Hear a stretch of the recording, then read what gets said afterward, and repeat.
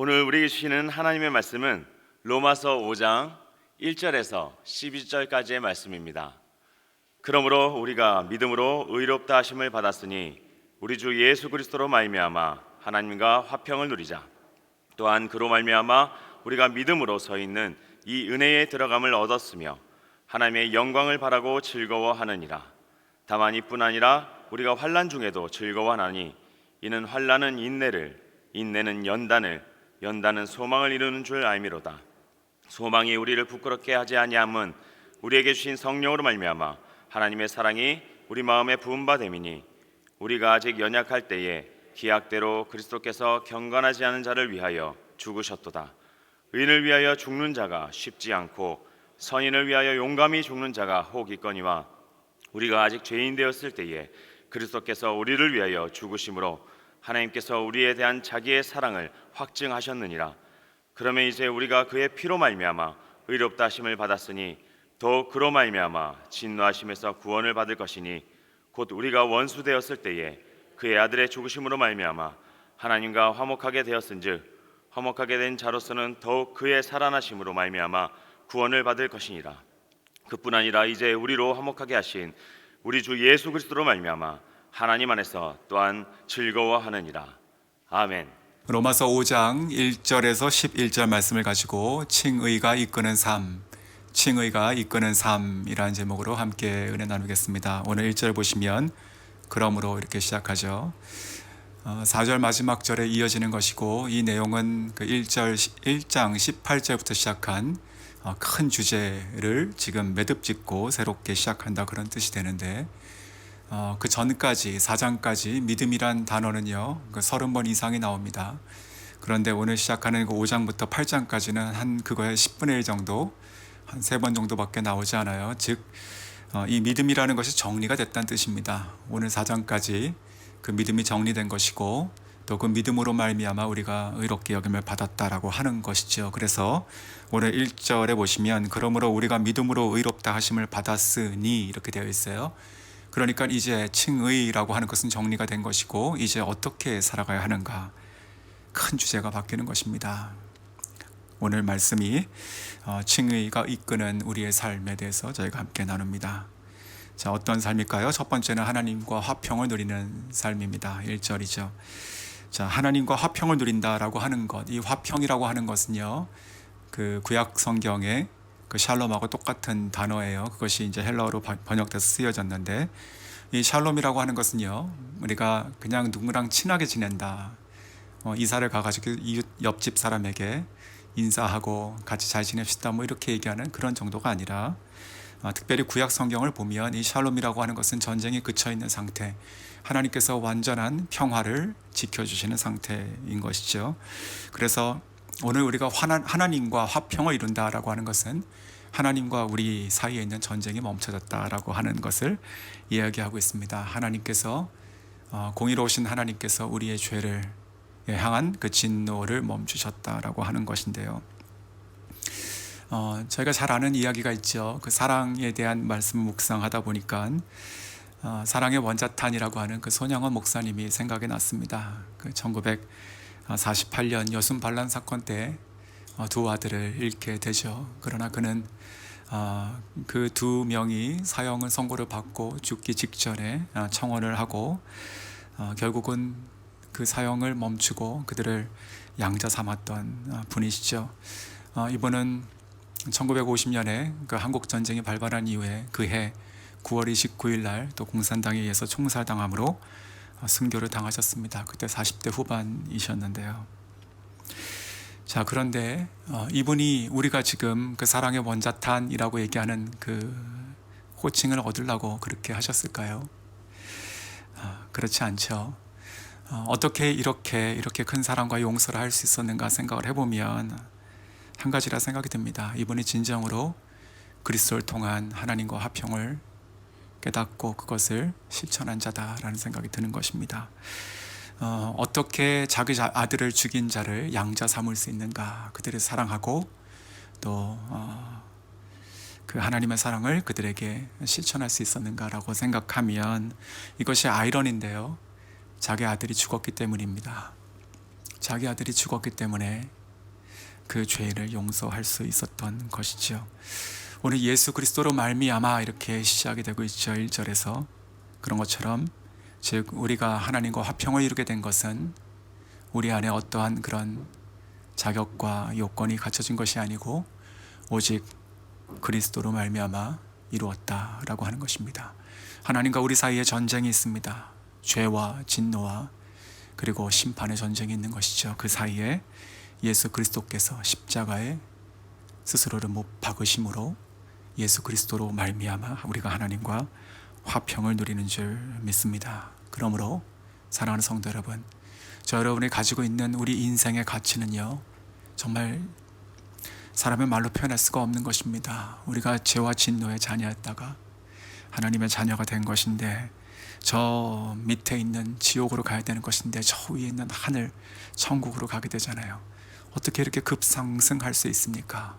바로 예수 그리스도께서 우리를 위해서 돌아가셨기 때문에 가능한 것이고, 그것이 바로 오늘 성경이 말씀하고 계신 화평이라고 하는 것입니다. 더 놀라운 것은 그 예수 그리스도를 통한 화평을 이루신 분이 또한 하나님 아버지시다라고 하는 말씀인 것이죠. 자, 두 번째, 우리가 칭의가 이끄는 삶은 또한 하나님의 은혜에 들어가는 삶이다라고 하는 것입니다. 그것이 바로 오늘 2절 말씀인데요.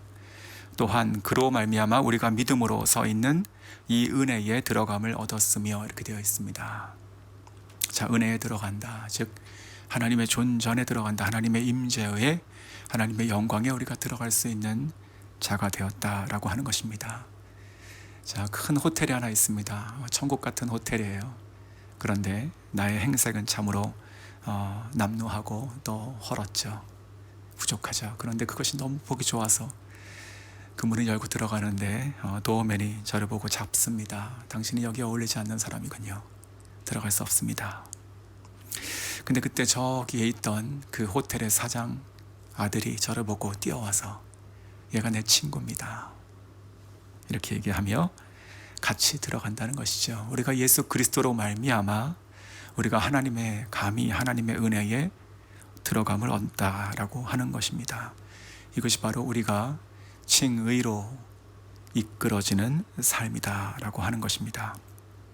또한 나아가서 2절에서는요, 그 뒤 후반부에 이렇게 되어 있어요. 하나님의 영광을 바라고 즐거워한다 이렇게 되어 있습니다. 즐거워한다, 즉 칭의가 이끄는 삶. 세 번째는 즐거워하는 삶입니다. 즐거워하는 삶.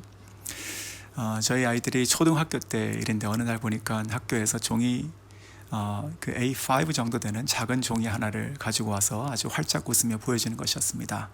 보니까 거기에 슈퍼키드라고 쓰여져 있어요. 그 내용은 그것입니다. 그 초등학교 아이들 그 선생님이 일주일에 한 명씩 혹은 두 명씩 이렇게 칭찬을 해주며 그 종이에다가 이름을 써가지고 슈퍼키드라고 하면서 주는 것이죠. 그런데 그 내용들을 보니까 참 소소한 일들이에요. 이 온유는 참 웃음이 예쁘다, 그래서 슈퍼키드다 이렇게 하기도 하고, 또 제 아들에게는 수학 시간에 더하기 빼기 문제를 참 잘 하더라 이렇게 하는 것입니다. 그래서 이 아이들이 그것을 저희들에게 보여줄 때는 마치 자기들이 노벨상을 탄 것처럼 그렇게 기뻐하고, 또 부모인 저희가 그 종이를 봤을 때는 마치 올림픽에서 금메달을 딴 것처럼 참 저희 아이들이 참 멋져 보였습니다. 자, 제가 이 말씀을 드리는 이유가 있어요. 오늘 성경 말씀에 즐거워한다라고 하는 것이 원어의 뜻이 무엇이냐면 자랑한다는 뜻입니다. 자랑한다, 즉 우리가 즐거워하는 그 근원이 있고 이유가 있는데, 그것은 바로 하나님 때문에, 그리고 하나님이 하신 일을 우리가 자랑하기 때문에 우리의 영혼이 즐겁다라고 하는 것이죠. 오늘 본문에는 이 즐거워한다는 것이 여러 번 반복돼서 나옵니다. 그래서 우리가 하나님을 생각하고 하나님을 알수록 우리가 그분이 나에게 어떠한 일을 행하셨는가라고 하는 것을 생각하고 이야기하고 자랑할수록 우리의 영혼이 즐거워지는 것입니다. 한번 오늘 하루 지내시면서 하나님을 자랑해 보시면 좋겠습니다. 자, 칭의가 이끄는 삶. 네 번째는 소망을 바라보는 삶입니다. 그것이 오늘 3절부터 5절 말씀인 것이죠. 그런데 이 소망을 바라보는 삶이라고 하는 것이 환난 중에 있다라는 것인데요. 오늘 지금 환란이란 말이 반복되고 있잖아요. 3절에서 5절에. 그런데 이 환란은요, 성경이 말하는 환란은 고린도후서 4장 8절에 나와 있는 것처럼 우리를 애워싸고 있는 고통을 얘기하는 것입니다. 즉 심리적으로 그러기도 하고 또 육체적으로 또 때로는 우리에게 직접적으로 생명을 위협하는 핍박의 순간까지도 다 포함하는 내용인 것이죠. 즉 칭의가 이끄는 삶은 환란이 없는 삶은 아니죠. 근데 오히려 예수 그리스도를 좇아서 그분께서 걸어가셨던 고난의 삶, 길, 그것을 걸어가는 것이 칭의가 이끄는 삶이기도 합니다. 자, 보통 사람들은 이렇게 어려움이 닥치고 또 기약 없는 막막한 가운데 어떻게 합니까? 원망합니다. 그리고 불평합니다. 그리고 다른 사람을 탓하죠. 때로 우리 크리스찬들은 하나님을 원망하기도 합니다.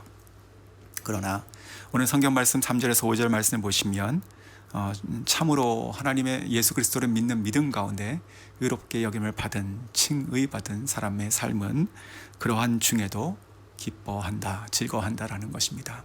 오늘 성경 말씀에 나와 있는 것이 환난 중에입니다. 환난 전도 아니고 환난이 다 지나간 후도 아니고 환난 중에 우리가 소망을 바라봄으로 기뻐한다라고 하는 것이죠. 자, 우리가 하나님을 기뻐할 수 있는 것은 그분을 알기 때문에 그런 것이라 생각이 듭니다. 하나님을 아는 것이죠. 하나님이 나를 아신다, 나를 사랑하신다는 것은 아는 것이고, 하나님께서 이 환난을 통해서 나에게 인내케 하시며 그 인내를 통해서 연단을 주시고 그리고 연단을 통해서 소망을 이루신다라는 것을 우리가 알면 우리가 그 가운데 기뻐하고 즐거워할 수 있는 것이죠. 자, 이 소망이라는 것은 무엇일까요? 즉 우리가 소망을 바라보는 삶을 살아가는데 이 소망이라는 것은 나를 사랑하시는, 그래서 나를 구원하셨다는 소망인 것이고 내가 결국 천국 간다는 소망입니다. 그리고 나의 삶을 칭찬하시며 나에게 주실 상급을 소망하는 것입니다. 그러므로 사랑하는 성도 여러분, 환난 자체를 환난으로 판단하지 마십시오. 우리가 사람을 외모로 판단하지 않는 것처럼 환난을 외모로 판단해서 될 것이 아니라 환난은 그 끝에 있는 소망으로 우리가 판단해야 하는 것입니다. 그 성도들의 삶 가운데 일어나는 그 환난들을 보며 그리고 그 가운데 믿음을 지키고 하나님을 찬양하는 모습들을 보면 참으로 그 마음에 큰 은혜가 되고 또 큰 격려가 되고 정말 하나님은 살아계시고 우리의 믿음은 진실되구나라고 하는 것을 저도 많이 느끼게 됩니다. 때때로 이곳에 있는 캄보디아 성도들 중에서 어쩌면 저러한 상황 가운데 하나님을 찬양하고 또한 믿음을 잃지 않고 또 항상 저렇게 웃고 말씀을 선포하고 살아갈 수 있는가라고 생각하면 저의 믿음이 나보다 크구나라고 하는 것들을 느끼게 되기도 합니다. 이 환난은 5절에 나와 있는 것처럼 이 소망은 우리를 절대로 부끄럽게 하는 것이 아니고 우리를 영광스럽게 하는 줄 믿습니다. 자, 5번째, 칭의가 이끄는 삶 무엇입니까? 바로 사랑이 부어지는 삶입니다. 그것이 5절에 나와 있는 것이죠. 하나님의 사랑이 우리 마음에 부은 바 되미니 이렇게 되어 있습니다. 자, 부어졌다라고 하는 것은 우리가 소위 어노인팅 이렇게 기름 붓듯이 이렇게 쏟아붓는 것을 이렇게 좀 상상하셔도 좋을 것 같다 생각이 듭니다. 하나님의 사랑이 우리에게 조금 나눠진 것이 아니라 하나님의 사랑 전체가 다 우리에게 부어졌다라고 하는 것이지요. 우리가 얼마 전에 올림픽이 있었는데 그 다이빙 선수가 물에 들어간다고 생각해 보십시오. 자기의 의지로 자기의 어떤 몸 어느 부분이라도 적시지 않을 수 있을까요? 우리가 셀 수 없는 머리카락이 많지요. 그 셀 수 없기 때문에 어딘가는 물이 젖지 않을 수 있을까요? 불가능한 것이죠. 하나님의 사랑이 우리에게 부어진 바 되었다라고 하는 것은요, 이미 이루신 것을 뜻하는 것입니다. 하나님 사랑 가운데 저희가 다 들어가 있습니다. 부어진 것은 다시 담을 수가 없는 것이죠. 마치 숯이 된 나무는 다시 나무가 될 수 없는 것이죠. 하나님께서 우리에게 사랑을 부으셨다라는 것은, 사랑하는 성도 여러분, 하나님의 사랑이 우리에게 쏟아졌다라고 하는 것을 믿으시는 저 여러분 될 수 있기를 원합니다.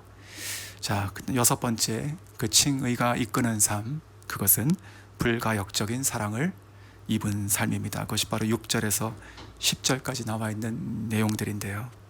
6절에 이렇게 되어 있죠.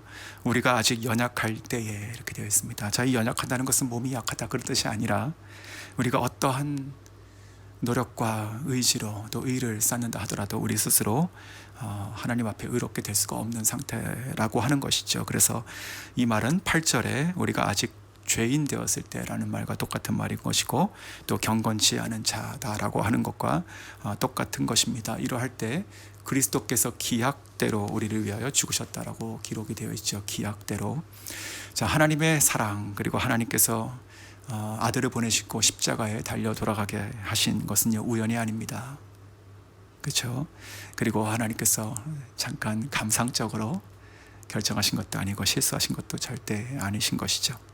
하나님의 기약이라 하나님의 기약의 때에 그리스도께서 우리를 죽으셨다라고 하는 것은요 하나님의 뜻과 때에 따라서 완전히 이루셨다. 이것은 불가역적인 사랑이고 용서다라고 하는 것입니다. 이것이 바로 칭의가 이끄는 삶인 것입니다. 사람이 사람을 용서할 수 있는 것 중에서 가장 큰 것이 무엇일까 좀 생각을 해보았습니다. 어저께가 광복절이었죠. 매년 광복절 되면 대통령이 사면을 하죠. 자, 사면은 가석방과 달리 그의 죄를 없애주는 것입니다. 지우는 것이에요. 그래서 그가 자유를 얻게 되는 것이죠. 법적인 구속을 벗게 되는 것입니다.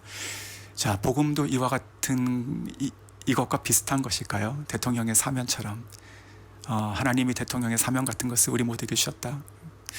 전혀 그렇지 않습니다. 이 대통령의 사면이 사람이 할 수 있는 가장 큰 어떤 용서고 일 수는 있겠지만 그러나 이것은 하나님의 이 사랑에 정말 발끝도 쫓아갈 수 없는 것입니다. 대통령이 누군가를 사면해서 대신 그 감옥에 들어가지 않기 때문에 그런 것이죠. 그리고 만약에 누구든지 원하는 자는 누구든지 나에게 요청하는 자는 내가 다 그 죄를 짊어지겠다라고 할 수도 없는 것이죠. 구원이라는 것이 무엇입니까? 타는 장작 더미에서 그것을 꺼내시는 것입니다. 그런데 더 놀라운 것은 무엇이냐면 하나님의 공의와 사랑으로 이루신 그 구원이 무엇이냐면 타는 장작 더미에서 아직 타지 않은 것을 꺼내서 그것을 살려준과 동시에 그 자리에 대신 예수 그리스도를 넣어서 그가 대신 그 불을 맞아 타게 하셨다라는 것이죠. 이것이 바로 완전한 용서 그리고 완전한 돌이킬 수 없는 불가역적인 사랑이다. 이것이 바로 칭의를 입은 자들이 누리는 칭의가 이끄는 삶입니다. 마지막으로 완전한 전환을 이루었다라고 하는 것입니다. 6절에서 10절을 보시면 극명한 대조가 나오는 그런 군이 나옵니다. 뭐가 나오냐면 연약한 때 그리고 경건하지 않은 자, 죄인, 원수된 자 이런 그룹이 나오죠. 그리고 또 한 가지는요 전혀 반대되는 것은 사랑, 의롭다 하심 9절, 구원 9절 그리고 화목 10절 그리고 11절에도 즐거움 이렇게 되어 있어요. 전혀 서로 맞지 않잖아요. 근데 이것을 하나님께서 전과 후로 우리에게 이렇게 전환시키셨다는 것이죠.